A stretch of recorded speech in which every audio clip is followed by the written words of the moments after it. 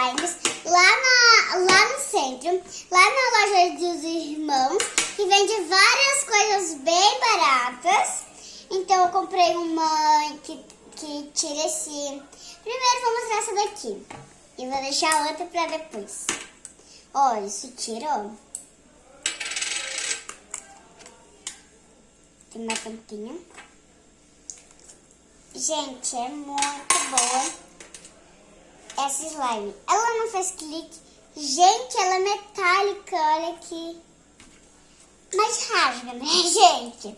Ela é muito linda. Olha aqui. Ela é muito linda. Deixa eu guardar aqui. Deixa aqui. E olha essa do My Little Pony. Gente, eu não consigo abrir. Deu, consegui. Eu acho que é grudei. Gente.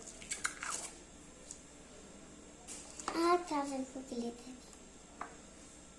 É muito linda. Deixa eu tirar o anel, né? Só pra não ficar com cheiro. Gente, é muito linda.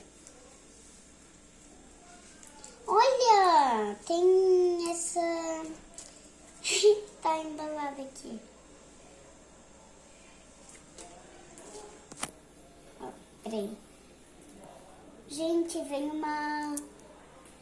Então é isso, gente. Espero ter gostado. Se você gostou, deixa o like. Já deixa o seu like. Um beijo. Tchau.